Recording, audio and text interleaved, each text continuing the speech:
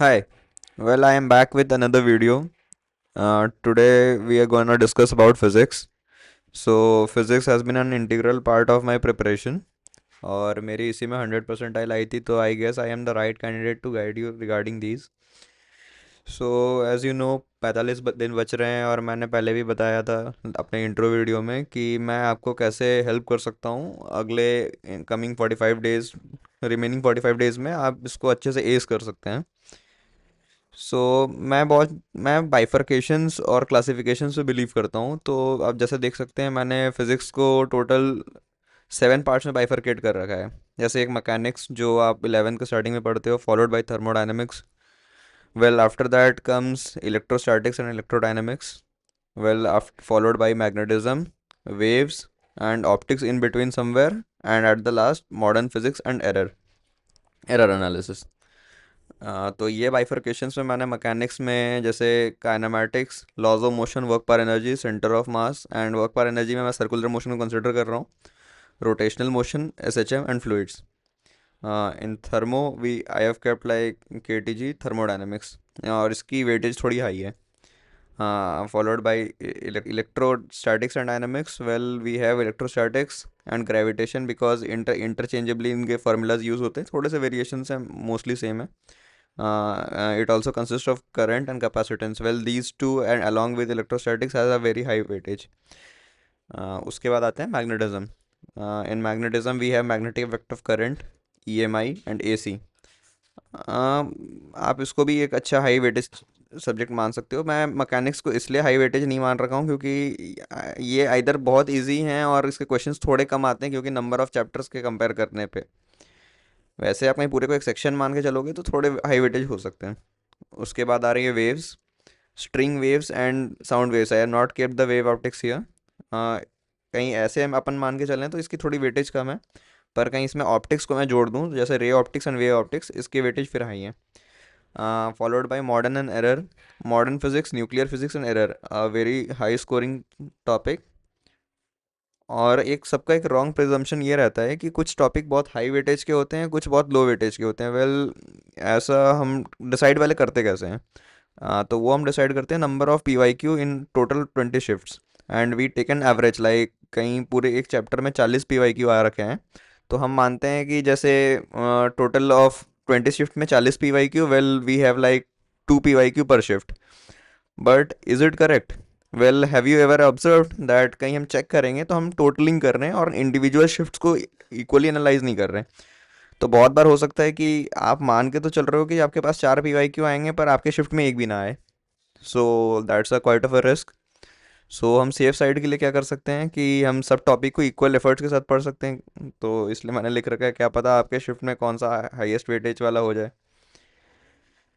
अब थोड़ा सा फिजिक्स के पॉइंट पे आते हैं तो हम एग्जैक्टली फिजिक्स के क्वेश्चंस को टैकल कैसे करते हैं या मैं कैसे करता था जिससे मेरे को फिजिक्स एट द एंड थोड़ा इजी लगने लगा स्टार्टिंग में मेरे लिए भी बहुत मुश्किल था फिजिक्स मतलब ऐसा नहीं था कि मैं फिजिक्स में बहुत अच्छे से कर पा रहा था यार मतलब मेरा बहुत हाथ सही चल रहा था फिजिक्स में ऐसा कुछ नहीं था तो पहले मैं छोटे छोटे मतलब पूरे प्रॉब्लम को जब मैं सॉल्व करने आ रहा था ये मतलब मैं मेरी पूरी फ्लो चार्ट है for a solving a problem तो फर्स्ट जैसे कि अब जैसे मेरे पे क्वेश्चन आ रखी है तो मेरा पहला क्या रहेगा मेरा पहला इंस्टिंक्ट रहेगा एनालाइज द टॉपिक मतलब किस टॉपिक से एग्जैक्टली क्वेश्चन है इन 7 में से फिर उनमें से कि कौन सा फार्मूला मैं यूज़ कर रहा हूँ और उसके बाद जो कैलकुलेशन या फिर अरिथमेटिक पार्ट है उसको मैं कैसे यूज़ कर रहा हूँ फेयर एनफ मतलब ये सबको ही कर रहे होंगे आई गेस तो ये सुनने में तो ईजी लगेगा पर अब मैं इसको थोड़ा डिटेल में एक्सप्लेन भी करूँगा हाँ कुछ क्वेश्चंस होते हैं जिसमें मल्टीपल टॉपिक्स रिक्वायर्ड होते हैं तो उनमें क्या करना पड़ता है सबको सेपरेटली आपको ऑब्जर्व करना पड़ेगा अब आइडियली हर फिजिक्स का क्वेश्चन 1.5 मिनट से 3.5 मिनट जैसे कि कुछ क्वेश्चंस हो सकते हैं जो ट्रिकी हो 3.5 मिनट लें पर मोस्टली 1.5 मिनट वाले भी होते हैं तो एवरेज मैंने 2.5 मिनट्स ले रखा है तो कहीं आप फिजिक्स को 50 मिनट से 1 आवर के बीच में कर रहे हो और कहीं 55 मिनट्स दैट्स द बेस्ट आप बहुत सही स्कोप मतलब पेस पे जा रहे हो तो अब बहुत बार होता है कि हमारे से गलती हो जाती है फिजिक्स में तो मोस्टली गलती या तो फॉर्मूला इम्प्लीमेंटेशन में होती है या फिर कैलकुलेशन पार्ट में होती है तो देखिए कैलकुलेशन पार्ट को तो गो थ्रू करना पड़ेगा और उसका कोई स्कोप नहीं है बट फार्मूला इम्प्लीमेंटेशन में हमारी 100% एक्यूरेसी होनी चाहिए तो उसमें क्या रहेगा, फिर हमारे पास चेक करने के लिए सिर्फ एक ही चीज़ बच रहा होगा, जैसे while revisiting only go through the calculation part, formula implementation 100% accuracy. यहाँ पे कोई भी इफ एंड बट नहीं होता। अब कहीं आप ये सब भी कर लो, उसके बाद भी आप कहाँ गलत हो सकते हो, where can you go wrong?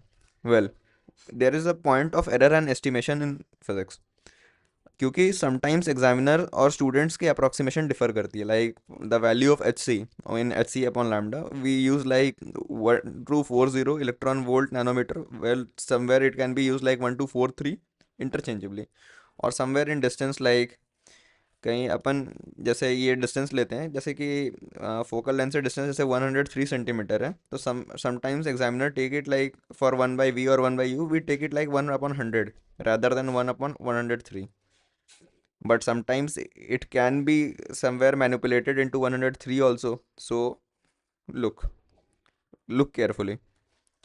और इसको आप कैसे डिटरमाइन कर सकते हैं? ऑप्शन से। ओके, सो अब आपको प्लस पॉइंट जो मैं प्रोवाइड कर सकता हूँ कि अब आप तो ये तो सब कोई कर रहा होगा, तो आपको सब पे एज कैसे मिलेगा? तो वेल, आप ये यूज़ कर सकते हैं कि आप मल्टीपल केसेस जो आप पहले सिमिलर क्वेश्चंस को सॉल्व किए हैं, तो आपको कभी कभी आप एक सब रिजल्ट पे पहुंचते हैं, मतलब सब रिजल्ट मतलब अल्टीमेट रिजल्ट नहीं, पर बीच में आप एक मतलब एक आप एक ऐसे पॉइंट पे पहुंचते हैं जो आप हर क्वेश्चन में यूज़ कर सकते थे।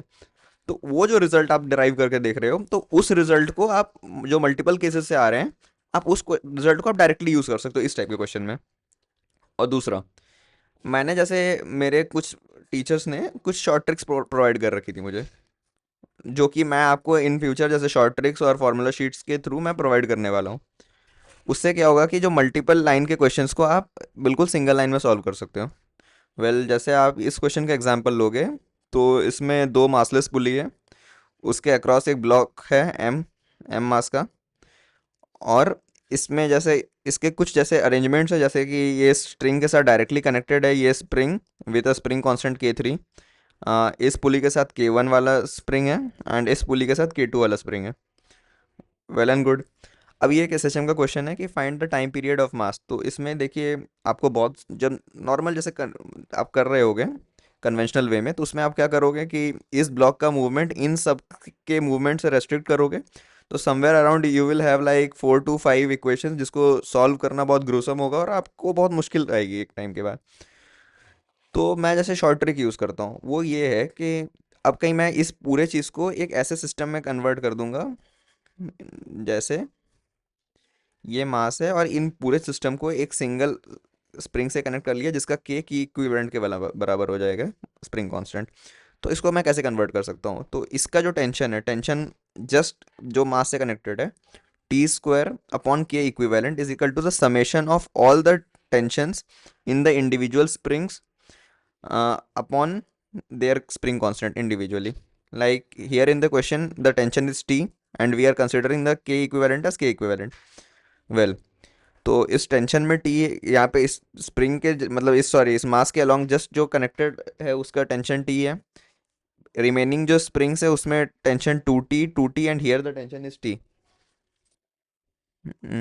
तो यहाँ पे T square upon K equivalent मैं जैसे ले रहा हूँ, इक्वल्स टू, अब कहीं पहले स्प्रिंग के मैं कंसिडर करूंगा for K1 the tension is 2T, then 2T whole square that is 4T squared upon K1, plus second spring का मैं कंसिडर करूंगा 2T का whole square that is 4T squared upon K2, and finally for this third spring we have T squared upon K3। So जैसे सब में T square common है, तो आप यहाँ से मतलब उसको एलिमिनेट कर सकते हो। So we have like 1/K equivalent gives like 4/K1 plus 4/K2 plus 1/K3। I am sure that you can easily solve this and you can get a equation for K equivalent and you can directly put in this result। well, तो इस type के मैं short tricks में आपको help करने वाला हूँ। हाँ, अब अपन आते हैं कि अब मैं प्लान कैसे कर सकते हैं, क्योंकि 45 डेज है, कहीं सही प्लान्ड वे में आप नहीं करोगे तो आप भी बहुत हद तक फेल हो सकते हो और कोई भी हो जाएगा उस जगह पे। तो तो मैं क्या कर रहा हूँ, हर वीक में पूरे जितने भी मैंने टॉपिक्स बना रखे हैं इसको मैंने बाइफरकेट कर रखे हैं। अब जैसे कि इसका मैंने जो रूल्स क्या होता है डिस्ट्रीब्यूशन का, पहला क्या है, चूज़ योर स्ट्रेंथ फर्स्ट, वो आप डिसाइड करो कि आपकी स्ट्रेंथ क्या है। उसके बाद उसको अलाइन करो कि वो वेटेज वाले टॉपिक है भी या नहीं। और उसके बाद आप क्या करोगे कि कहीं स्ट्रेंथ और वेटेज है तो उसको तो आप सबसे पहले प्रायोरिटी दो, और कहीं आपके स्ट्रेंथ की लिस्ट एग्जॉस्ट हो रही है तब वेटेज वाली प्रायोरिटी दो कि कौन इसकी वेटेज पहले है, उसको पहले कंप्लीट करना है। अब जैसे कि ये मेरा एग्जांपल था, कहीं आप चाहोगे तो आप ये भी यूज़ कर सकते हो। जैसे कि पहला वीक जो आज जैसे 7th है तो 7 to 14 वाली जो वीक है, इसमें आप ये कर सकते हो कि आप मॉडर्न प्लस एरर को आप एक साथ कर लो और थर्मो कर लो, क्योंकि दोनों थोड़े छोटे हैं, छोटे नहीं हैं, पर इसमें क्या है कि ये डायरेक्टली फार्मूला इम्प्लीमेंटेशन से हो जाते हैं। तो आप इनके फार्मूला से अच्छे तरह से आप वाकिफ़ हो जाओगे तो आप आराम से इसे सॉल्व कर सकते हो। अब जैसे सेकेंड वीक में जो मैंने कर रखा था वो था magnetism, magnetic effect of current, EMI and AC. In third week optics and waves, because दोनों थोड़े छोटे हैं और डायरेक्ट फार्मूला इम्प्लीमेंटेशन से होते हैं, तो इसने मैंने थर्ड वीक में कर रखा था ऐसे। फोर्थ वीक में इलेक्ट्रोस्टैटिक्स एंड इलेक्ट्रोडायनेमिक्स, ये थोड़ा सा आपको ग्रोलिंग होगा, मतलब आपके लिए लंबा जाने वाला है, आपको थोड़ा सा इसमें मेहनत करना पड़ेगा। फिफ्थ वीक मैकेनिक्स, मैकेनिक्स में ऐसे तो बहुत सारे चैप्टर्स हैं पर सारे नॉर्मल डायरेक्ट फार्मूला से हो रहे होते हैं। तो आप फिफ्थ वीक में मैकेनिक्स करो और उसका जो भी लेफ्ट बच रहा है वो सिक्स्थ वीक में, just before the week of JEE Mains, like the week ending on 17th or 18th, you can check. We have like what you can do the mostly mechanics part that is left, and the formulas you can revise for the rest of them. अब ये तो मैंने बाइफर्केशंस बता दिए, अब आपको exactly करना क्या है, व्हाट टू डू। तो आप रिवीजन और प्रैक्टिस के लिए आपकी क्या स्ट्रेटेजी होनी चाहिए? वेल, सबसे पहला चीज़ रिवीजन। रिवीजन से स्टार्ट करते क्योंकि अभी तक आई गेस आपने अपनी प्राइमरी पढ़ ली होगी। नोट्स, अब मैं कमेंट नहीं करूंगा, सारे इंस्टीट्यूट के नोट्स बहुत टॉप टियर होते हैं, बस ये है कि आपने उसको कितने शिद्दत से पढ़ रखा है। तो आपको नोट्स में क्या करना है, पहले bifurcate the chapter into various सब टॉपिक। इसमें क्या होगा कि आपके ब्रेन में छोटे छोटे सेक्शंस बन जाएंगे, जिससे कि आपकी इंप्लीमेंटेशन की स्पीड बहुत फास्ट हो जाएगी। ओके, तो जो अब आप पहला, जैसे कि मैंने एग्जांपल ले रखा है इलेक्ट्रोस्टैटिक्स का, पहले मैंने इसको क्या 6 पार्ट में तोड़ रखा था। पहला है कूलम, इसमें क्या है, मतलब जितने भी ज़्यादा डाइलेक्ट्रिक वगैरह है, इसके क्वेश्चंस फोर्सेस के रिलेटेड मैं इससे करता था। Second, electric field, then comes electric potential, then self potential energy, dipole followed by conductor. अब इसके बाद, अब मैंने क्या किया कि बहुत लोग कैपेसिटेंस को भी इसमें रख देते हैं, पर मैं उसको बिल्कुल सेपरेट एक टॉपिक बना के रखा था, जैसे आपने मेरे बाइफर्केशंस में देख रखे होंगे। अब इसमें करना क्या है, तो आपने बाइफर्केशन कर ली, इसके बाद क्या करना है, choose question from the primary study material, जो भी आपने प्राइमरी सॉल्व कर रखा होगा, like your sheet, your DPP, anything, what ever you call it in your institute, वो आप पे डिपेंड कर रहा है, उसको मैं कमेंट नहीं करूँगा वो क्या होना चाहिए, वो आप बहुत, मेरे को लग रहा है आप मैच्योर इनफ हो, आप इस चीज़ को अंडरस्टैंड कर सकते हो। अब इसमें क्या करना है कि जितने भी सब टॉपिक्स हैं, इनको इनको केटर करने के लिए वैरायटी ऑफ क्वेश्चंस आपको सॉल्व करने हैं, रफली लाइक 4 to 5 क्वेश्चंस पर सब टॉपिक, लाइक यहाँ 6 मैंने कर रखे थे, तो आपके पास 24 के अप्रॉक्स 24-25 क्वेश्चंस होने चाहिए। अब क्वेश्चंस कैसे होने चाहिए, इसमें क्या होना चाहिए कि आपके जो रिक्वायर्ड फार्मूला हैं, जो इनसे आप इन टॉपिक्स में से आपको निकल रहे हैं, वो फार्मूलाज कवर होना चाहिए rather than toughness of the question, क्योंकि टफनेस के लिए मैं बाद में भी आऊँगा। और इसमें क्या होगा कि आपको एक्सपोजर मिल जाएगा हर तरह के फार्मूला और उनके यूजेस के। ओके, इसके बाद आप क्या करोगे, नोट्स रीडिंग। इससे नोट्स रीडिंग जो हो गई आपकी, इससे आपकी आउटकम क्या निकलेगी? वेल, इससे आउटकम ये निकलेगी कि आप डिस्टिंग्विश आराम से कर पाओगे कि आपके सब टॉपिक क्या थे, आप उससे क्वेश्चंस को आइडेंटिफाई कर पाओगे और कौन से फार्मूला से हैं। तो वो जो फर्स्ट जो थॉट आता है ना, फर्स्ट 30 सेकेंड्स में जब क्वेश्चन को आप हिट कर रहे होते हो, तो वो जो 30 सेकेंड्स है वो बहुत स्मूथ हो जाएगी आपके लिए, आपको ये पता आपको करना क्या है, अब बच रहा है सिर्फ कैलकुलेशन पार्ट।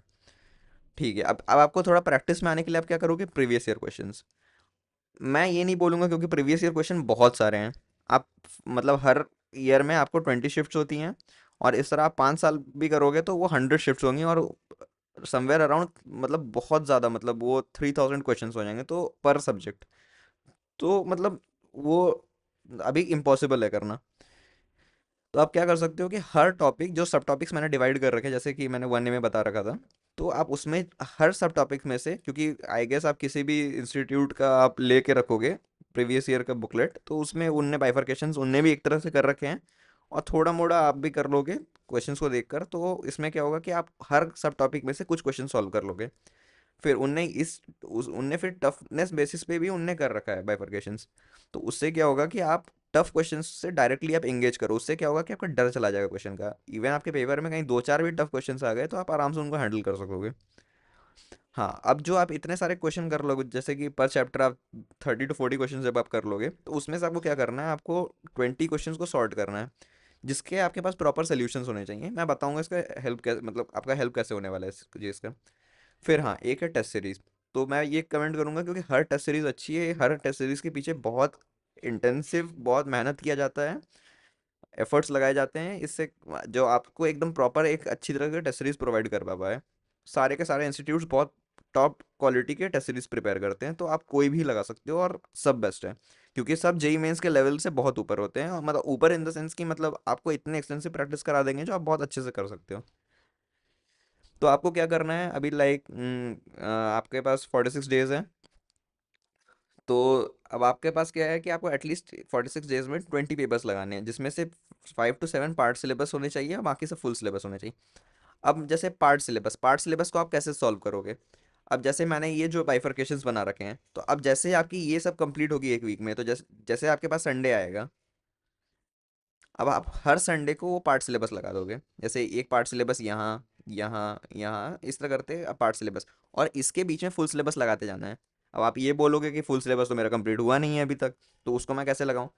जितने क्वेश्चंस बन रहे हैं बनाओ, क्योंकि वो टेम्परामेंट बिल्ड करना ज़्यादा ज़रूरी है रैदर देन क्वेश्चन करेक्ट करना।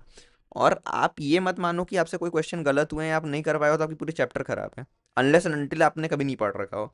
तो आपको क्या करना है कि जो टॉपिक का एरर एनालिसिस के टाइम पे आप सिर्फ वो वाले टॉपिक पढ़ो जो जिस जिस पॉइंट पे आप गलत किए, सिर्फ वो वाली सब टॉपिक, ये नहीं कि आपको पूरा चैप्टर बैठ के पढ़ना है। और आप कहीं, क्योंकि हर हर पेपर में उस चैप्टर के एक या दो क्वेश्चंस होंगे, उसके थ्रू क्या होगा कि आप फुल सिलेबस के थ्रू भी पूरे सिलेबस को कवर कर सकते हो। तो आपके पास वो प्रेशर नहीं होना चाहिए कि मैं कैसे करूंगा। वेल, अब इसके बाद क्या करना है कि आपको मार्किंग कैसे करनी है क्वेश्चंस की जब आप पेपर दे लोगे एरर एनालिसिस के लिए। वेल, तो आप क्या क्या नहीं कर पाए, एक पहला टाइप, मतलब नहीं कर पाए आप गलत क्या कर दियो। Type A, calculation error. Type B, conceptual error. Type C, जिसमें टाइम बहुत ज़्यादा लग गया, मतलब यूजुअली जैसे 3.5 मिनट है तो आप you spend like around 6 to 7 minutes. And type D, क्योंकि आपको समझ ही नहीं आ रहा आप करोगे क्या। तो अब देखो, कैलकुलेशन का तो कुछ नहीं कर सकते, वो तो प्रैक्टिस के साथ ही आएगी। पर ये जो तीन टाइप है, टाइप 2, टाइप 3, टाइप 4, इसको आप क्या करोगे, वापस फाइनल रिवीजन के लिए आप विजिट करोगे। तो you are well good to go. मतलब आपका एक बार इनिशियल रिवीजन हो चुका है, अब फाइनल डे रिवीजन बिफोर, मतलब before the paper after 20th। अब आप क्या करोगे, go through the formula sheets, either you prepare during दो सब टॉपिक डिविजन्स, क्योंकि आप फार्मूला वहाँ से निकाल लोगे, या फिर मैं प्रोवाइड करूँगा, बहुत एक्सटेंसिव तरीके से प्रोवाइड करूँगा, जिसमें क्या रहेगा आपका बहुत अच्छी तरह से सारे फार्मूलाज कवर होंगे। अब वो जो आपने 20 क्वेश्चन सॉर्ट करके रखे थे प्रीवाइज क्यू से, उनको सिर्फ गो थ्रू करना है, क्योंकि चैप्टर्स बहुत सारे हैं, लाइक समवेयर अराउंड 30 + 30 + 30 है, मतलब टोटल मैं जोड़ रहा हूँ लाइक 90 चैप्टर्स। अब सबके क्वेश्चंस तो आप 10 दिन में, मतलब लास्ट के 5-6 दिन में तो लगा नहीं सकते। तो अब आप क्या करोगे कि वो जो 20 क्वेश्चन है इसको गो थ्रू, क्योंकि आपने एक बार ऑलरेडी कर रखे थे, इसको गो थ्रू करने के लिए आपको मतलब मोस्टली कितना, आपको 30 मिनट्स लग सकते हैं। तो 30 मिनट्स मोर देन अनफ होगा। उसमें क्या होगा कि आप सारे तरह के पीवाई क्यू, और आप हर सब टॉपिक के 2-3 क्वेश्चंस रखना उसमें से। ऐसा मत करना है कि एक टॉपिक का ही वेटेज बढ़ा देना या फिर सिर्फ टफ क्वेश्चंस रखना है। इनमें टफनेस मैटर नहीं करेगी, टफनेस आपने ऑलरेडी प्रैक्टिस कर रखी है। इनमें सिर्फ ये मैटर करेगी कि सारे क्वेश्चंस या सारे टॉपिक्स कवर हो रहे हैं या नहीं। और उस समय आप बस लाइटली नोट्स पढ़ सकते हो, नोट्स में से भी कि फार्मूला शीट जो आप उसमें से डिराइव कर रखे हो। अब क्या करोगे, जो वो टेस्ट सीरीज में जो गलत क्वेश्चंस कर रखे हो, आप सिर्फ उनको विजिट कर सकते हो। वो भी समवेयर अराउंड, जैसे पर चैप्टर आपके पास 10 क्वेश्चंस की सेट हो सकती है। उसको भी आपको चेक करने में 30 मिनट्स, क्योंकि आप उसके सॉल्यूशन कहीं आपके पास होंगे, आप मेंटेन करो। तो आपको फाइनल डे रिवीजन के लिए आपको क्या चाहिए, 10 minutes for formula sheet, 30 minutes for 20 questions, and followed by 30 minutes for the rest amount of questions, like 70 minutes पर चैप्टर, मोर देन एनफ। तो आप ये सब कर दोगे, आप तो फोड़ कराओगे। तो आपको मैं ऑल द बेस्ट बोलूँगा। और हाँ, अब मैं जब वन शॉट्स कवर करने वाला हूँ, तो उस समय मेरी क्या मतलब मैं क्या कवर करने वाला हूँ, what are my one shots gonna cover? First, topic bifurcations, जो आप भी कर सकते हो या मैं करके दूंगा। दूसरा, शॉर्ट ट्रिक्स। अब मैं ये जो शॉर्ट ट्रिक्स है जो मैंने आपको एक बता रखी थी जैसे टाइम पीरियड वाली, उस तरह मैंने कुछ शॉर्ट ट्रिक्स मैंने हर चैप्टर में बना रखी है, तो आपको मैं बताऊंगा जब भी होगा, मैं मेंशन कर दूंगा। अब हर इंडिविजुअल सब टॉपिक्स में से जैसे 2 से 3 क्वेश्चन, मतलब मैं रफली अराउंड 18 to 20 क्वेश्चन मैं कवर करूंगा पर चैप्टर। उसके बाद मैं सेट ऑफ 20 to 30 क्वेश्चन मैं आपको प्रोवाइड करूंगा आपके प्रैक्टिस के लिए, जो कि आपको आपके लिए मोर देन एनफ होगा। और मैं ये नहीं बोलूँगा कि ये सारे क्वेश्चंस मेरे अपने हैं, या मैं इस टाइप का कोई क्लेम नहीं करूँगा। ये सारे मैं किसी न किसी इंस्टीट्यूट के मटेरियल जो मुझे रेलिवेंट लगे थे, मैं वो सारे क्वेश्चंस उठा के आपको दूंगा। वो हो सकते हैं उसमें से पीवाईक्यू हो सकते हैं कुछ इंस्टीट्यूट मटेरियल से डिराइव्ड क्वेश्चंस हो, कुछ क्वेश्चन पेपर से डिराइव्ड क्वेश्चंस हो। आप इनको लगा लेना। हाँ, अब मैं नीचे क्या है कि आप मुझे कांटेक्ट कर सकते हो। मैं नीचे अपना व्हाट्सअप नंबर दे रखूँगा, मैं अपनी इंस्टा हैंडल दे दूंगा। आप कॉल मत करना प्लीज़, क्योंकि उतने सारे कॉल्स को मैं एक साथ केटर नहीं कर पाऊँगा। पर हाँ, मैं ज़रूर ट्राई करूँगा रिस्पॉन्ड करने का, और इन फ्यूचर मैं ज़रूर ट्राई करूँगा एक व्हाट्सअप कम्युनिटी बना दूँ, या फिर किसी भी तरह से मैं एक ऐसी कम्युनिटी बना दूँ जिसमें से आप आपस में भी इंगेज हो सकते हो डाउट्स को लेके। उससे क्या होगा कि सबका ग्रोथ होगा और सबके नंबर्स बहुत अच्छे आएंगे। आप पढ़ते रहो, मचाते रहो। इस चैनल को बिल्कुल सब्सक्राइब करके रखो, क्योंकि मैं एंड तक आपके साथ हूँ। इवन पेपर के टाइम जो कितने नंबर पे, कितने मार्क्स पे कितनी परसेंटाइल जाएगी, मैं वो भी एनालाइज करूँगा। पेपर के सॉल्यूशंस को मैं एनालाइज करने वाला हूँ, टफनेस को एनालाइज करने वाला हूँ। इवन उसके पहले भी आपकी प्रिपरेशन में हेल्प करूँगा। और हाँ, मैं आपके साथ एडवांस तक हूँ, क्योंकि मैंने एडवांस में भी मेरी बहुत सही गई थी, और मैं अभी आईआईटी रुड़की में पढ़ रहा हूँ। तो मैं उस चीज़ को लेके भी बहुत बहुत एक्सपीरियंसड हूँ, जो मैं आपको हेल्प कर सकता हूँ उस जगह पे भी। तो ऑल द बेस्ट। आप पढ़ते रहो, बिल्कुल अपना बेस्ट देते रहो। और आपके पास किसी भी तरह का सजेशंस रहेगा मेरे कंटेंट के रिगार्डिंग, आप बताओ, क्योंकि मेरा तो ये फर्स्ट टाइम है। अब आपका क्या नीड है ये तो आपको ही बताना पड़ेगा। So all the best, enjoy, happy learning, thank you.